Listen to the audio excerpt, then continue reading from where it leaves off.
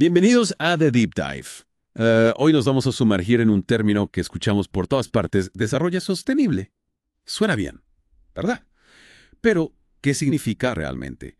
Prepárense para un viaje en el tiempo a la década de 1980 a un informe de la ONU sorprendentemente relevante incluso hoy en día. Lo fascinante es que este informe, el informe Brundtland, surgió de una verdadera sensación de urgencia. En la década de 1980 crecía la preocupación mundial por el agotamiento de la capa de ozono y el acalentamiento global, problemas que aún enfrentamos. La ONU se dio cuenta de que necesitaban soluciones a largo plazo, no parches, por lo que reunieron a un equipo increíble de expertos de todo el mundo. Un escenario global, una sensación de urgencia y un equipo de expertos parece el comienzo de una película taquillera. Pero hablando en serio, este equipo conocido como la Comisión Mundial sobre el Medio Ambiente y de Desarrollo, o WCE, tenía una tarea enorme por delante. ¿Cuál era exactamente su misión? Imagínate intentar resolver un rompecabezas tridimensional, donde cada pieza está en constante cambio. Pues bien, a este equipo se le encomendó la tarea de encontrar el equilibrio entre la protección del medio ambiente, el crecimiento económico y la equidad social. El recuerdo historia en los años 80, antes de que la sostenibilidad fuera un concepto popular. Eran verdaderos pioneros. Impresionante. Y además, esta comisión era increíblemente diversa. Políticos, científicos, economistas, todos unidos para abordar este complejo desafío. Me imagino que el informe que elaboraron abarca muchos temas, ¿verdad? Tiene razón, el informe fue increíblemente completo. Abarcó desde el crecimiento de la población hasta la seguridad alimentaria y las prácticas industriales. Es como una fotografía de las ansiedades globales de los años 80, muchas de las cuales todavía nos acompañan. Pero a pesar de su amplitud, el informe es más conocido por su definición de desarrollo sostenible. Esta definición que escuchamos todo el tiempo, desarrollo que satisface las necesidades del presente sin comprometer la capacidad de las generaciones futuras para satisfacer sus propias necesidades. Es tan simple pero tan profundo. Exactamente.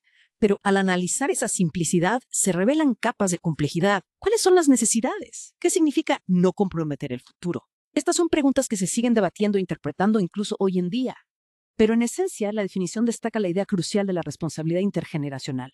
No solo vivimos para nosotros mismos, sino para aquellos que vendrán después. Y hablando de las generaciones futuras, el informe no rehuyó el tema del crecimiento de la población mundial. Predijo que en el siglo XXI la población mundial se estabilizaría entre 700 y 1.400, 200 millones de personas. Me pregunto, ¿qué tan cerca estamos de esas cifras hoy en día? Algo para reflexionar.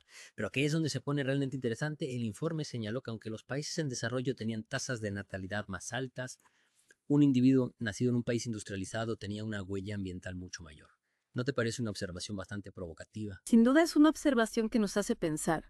Y precisamente este punto sobre la huella ambiental de los países industrializados es uno de los legados más importantes del informe Brundtland. Nos obligó a mirar más allá de las simples cifras de población y a considerar cómo nuestros patrones de consumo impactan al planeta. Es decir, no se trata solo de cuántas personas habitan el planeta, sino de cómo vivimos y consumimos.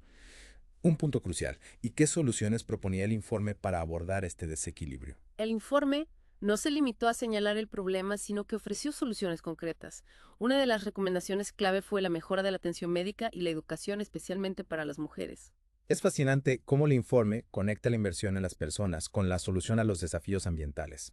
¿Podrías elaborar un poco más sobre esa conexión? Claro que sí. El informe argumenta que al mejorar la salud y la educación de las mujeres, especialmente en los países en desarrollo, se empodera a las mujeres para tomar decisiones sobre su propia vida, incluyendo el tamaño de su familia. Esto a su vez puede tener un impacto positivo en las tasas de natalidad y en consecuencia en la presión sobre los recursos naturales. Es decir, se trata de un enfoque holístico que reconoce la interconexión entre los aspectos sociales, económicos y ambientales del desarrollo sostenible. Y esta visión integral del desarrollo no se quedó solo en el papel, ¿verdad? El informe Brundtland tuvo un impacto real en la escena global. Absolutamente. El informe impulsó la creación del Programa de Acción de las Naciones Unidas para Desarrollo Sostenible. Este programa tenía como objetivo traducir las recomendaciones del informe en acciones concretas. Era una forma de pasar de los principios generales a la implementación práctica. Entonces, si el informe Brundtland fue el plano de este programa de la ONU, sería el equipo de construcción, ¿no? Me encanta la analogía. Y el impacto del informe no se detuvo ahí. También influyó en un evento global fundamental, la Cumbre de la Tierra de Río de Janeiro en 1992. Exacto. La Cumbre de la Tierra de Río fue un momento decisivo en la política ambiental global, ya que reunió a líderes mundiales para abordar los apremiantes desafíos ambientales. Y el concepto de desarrollo sostenible del informe Brundtland estaba en el corazón de la agenda de la cumbre. Proporcionó un marco común para las discusiones y negociaciones. De hecho, muchos de los acuerdos y tratados internacionales sobre medio ambiente que surgieron de la cumbre de la Tierra de Río, como la Convención Marco de las Naciones Unidas sobre el Cambio Climático, tienen sus raíces en los principios del informe Brundtland. Es increíble pensar que este informe de los años 80, que abordaba problemas de una época tan diferente, haya contribuido a dar forma a la conversación global sobre sostenibilidad durante décadas. Me hace pensar, ¿cómo sería el mundo actual si ese informe nunca se hubiera escrito? Es difícil saberlo con certeza, pero está claro que el informe Brundtland tuvo un profundo impacto. Cambió nuestra forma de pensar sobre el desarrollo, obligándonos a considerar las consecuencias a largo plazo de nuestras acciones, y ese cambio de mentalidad sigue desarrollándose hoy en día. Es como si hubieran plantado una semilla en los años 80 y esa semilla se hubiera convertido en un árbol enorme y frondoso de iniciativas políticas y movimientos de sostenibilidad. Es realmente inspirador, pero no nos perdamos en la visión general. ¿Qué significa todo esto para nosotros, para cada uno de los que nos escuchan? Es una pregunta clave. Después de todo, de nada sirve hablar de sostenibilidad a nivel global si no se traduce en acciones concretas en nuestra vida diaria. Es una pregunta clave. Después de todo, de nada sirve hablar de sostenibilidad a nivel global si no se traduce en acciones concretas en nuestra vida diaria. Totalmente de acuerdo. El informe Brundtland nos recuerda que el desarrollo sostenible no es solo responsabilidad de los gobiernos y las organizaciones internacionales. Se trata de que cada uno de nosotros tomemos decisiones en nuestra vida cotidiana que contribuyan a un futuro más sostenible. Entonces se trata de esas decisiones cotidianas: qué compramos, cómo nos desplazamos, qué comemos, todas esas pequeñas cosas que sumadas marcan una gran diferencia. Precisamente. El informe nos invita a reflexionar sobre nuestro propio impacto en el planeta y a buscar formas de vivir de manera más responsable y consciente. Por ejemplo, podemos reducir nuestro consumo de energía, optar por productos locales y de temporada utilizar el transporte público o la bicicleta siempre que sea posible y en general ser más conscientes de nuestras decisiones de consumo. Y también se trata de participar en nuestras comunidades, abogar por políticas que apoyen la sostenibilidad y exigir responsabilidades a nuestros líderes. Se trata de darnos cuenta de que todos formamos parte de esta red interconectada de la vida. Exacto. El desarrollo sostenible no es algo que ocurra de forma aislada. Requiere la participación activa de todos los sectores de la sociedad, gobiernos, empresas, organizaciones civiles y, por supuesto, cada individuo. Hasta ahora hemos hablado de los aspectos positivos del informe Brundtland, pero como cualquier documento también ha recibido algunas críticas a lo largo de los años. ¿Cuáles son algunas de las limitaciones que se le han atribuido? Una de las críticas más comunes es que la definición de desarrollo sostenible, aunque pegadiza y memorable, es bastante vaga y puede ser interpretada de diferentes maneras. Algunos argumentan que esta vaguedad permite que se lleven a cabo acciones que en realidad no son sostenibles a largo plazo.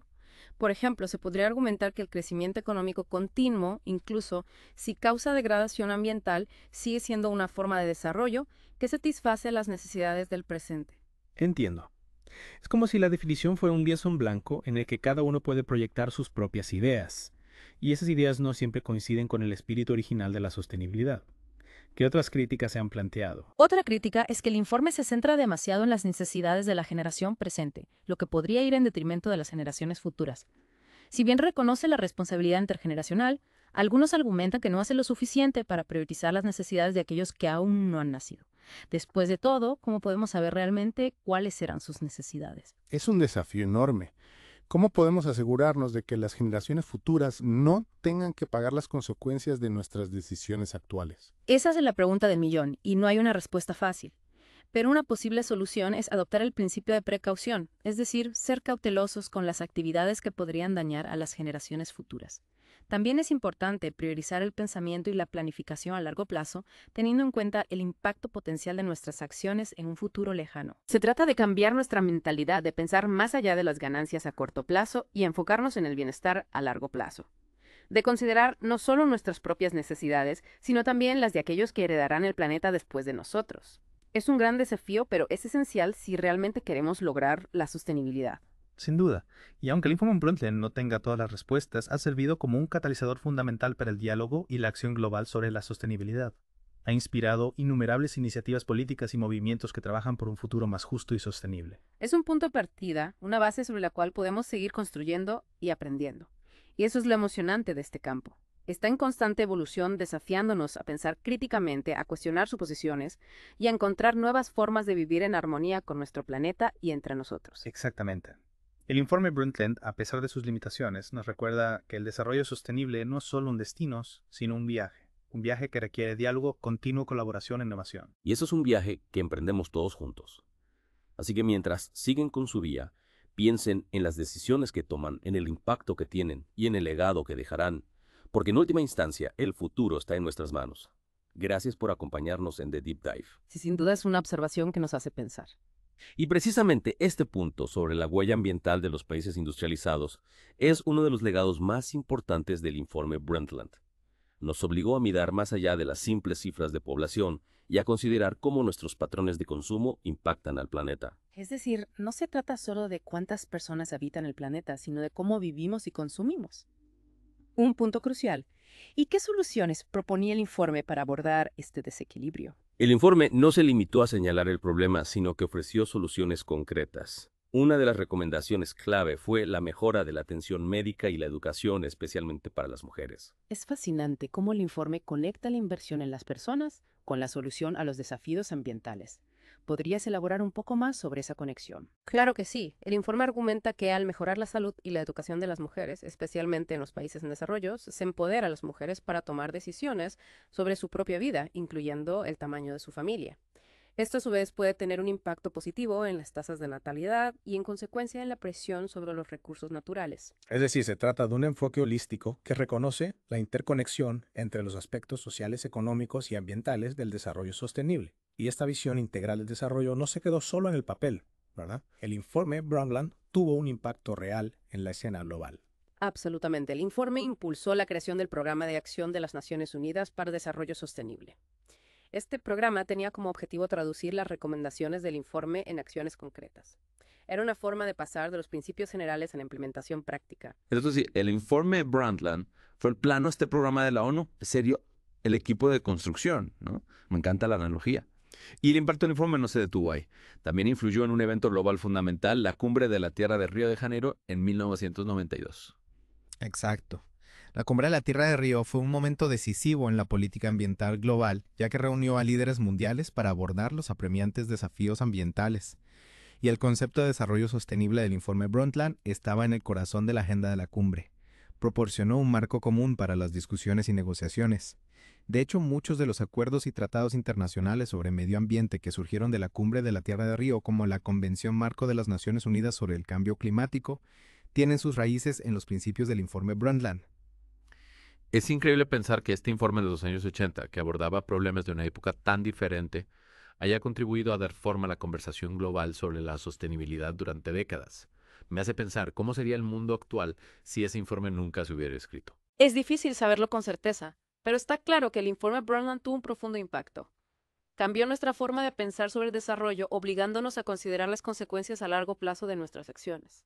Y ese cambio de mentalidad sigue desarrollándose hoy en día. Es como si hubieran plantado una semilla en los años 80, y esa semilla se hubiera convertido en un árbol enorme y frondoso de iniciativas políticas y movimientos de sostenibilidad. Es realmente inspirador. Pero no nos perdamos en la visión general. ¿Qué significa todo esto para nosotros, para cada uno de los que nos escuchan? Es una pregunta clave. Después de todo, de nada sirve hablar de sostenibilidad a nivel global si no se traduce en acciones concretas en nuestra vida diaria. Totalmente de acuerdo. El informe Brundtland nos recuerda que el desarrollo sostenible no es solo responsabilidad de los gobiernos y las organizaciones internacionales. Se trata de que cada uno de nosotros tomemos decisiones en nuestra vida cotidiana que contribuyan a un futuro más sostenible. Entonces se trata de esas decisiones cotidianas. ¿Qué compramos? ¿Cómo nos desplazamos? ¿Qué comemos? Todas esas pequeñas cosas que sumadas marcan una gran diferencia.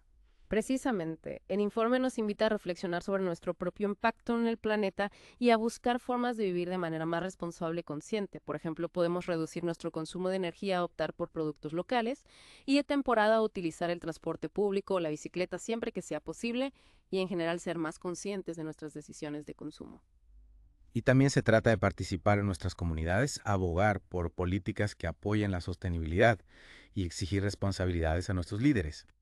Se trata de darnos cuenta de que todos formamos parte de esta red interconectada de la vida. Exacto. El desarrollo sostenible no es algo que ocurra de forma aislada. Requiere la participación activa de todos los sectores de la sociedad, gobiernos, empresas, organizaciones civiles y, por supuesto, cada individuo. Hasta ahora hemos hablado de los aspectos positivos del informe Brundtland, pero como cualquier documento también ha recibido algunas críticas a lo largo de los años. ¿Cuáles son algunas de las limitaciones que se le han atribuido? Una de las críticas más comunes es que la definición de desarrollo sostenible, aunque pegadiza y memorable, es bastante vaga y puede ser interpretada de diferentes maneras. Algunos argumentan que esta variedad permite que se lleven a cabo acciones que en realidad no son sostenibles a largo plazo. Por ejemplo, se podría argumentar que el crecimiento económico continuo, incluso si causa degradación ambiental, sigue siendo una forma de desarrollo que satisface las necesidades del presente. Entiendo. Es como si la definición fuera un lienzo en blanco, en el que cada uno puede proyectar sus propias ideas.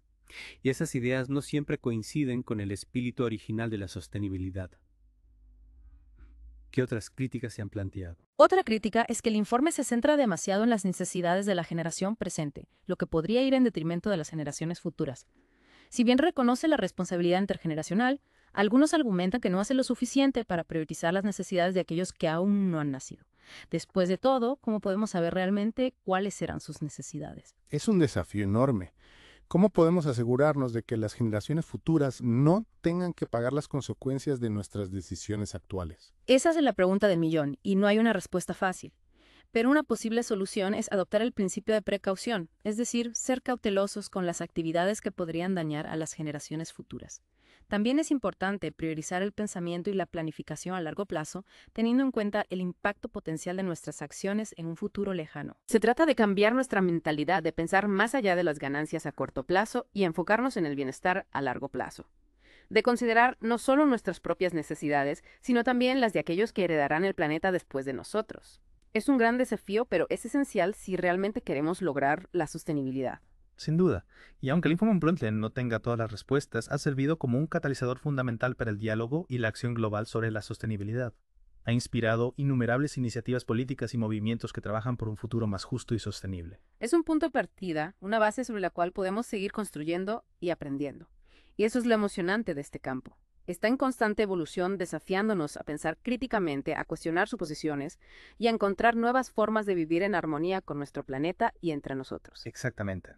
El informe Brundtland, a pesar de sus limitaciones, nos recuerda que el desarrollo sostenible no es solo un destino, sino un viaje que requiere diálogo, continuo, colaboración e innovación. Y ese es un viaje que emprendemos todos juntos.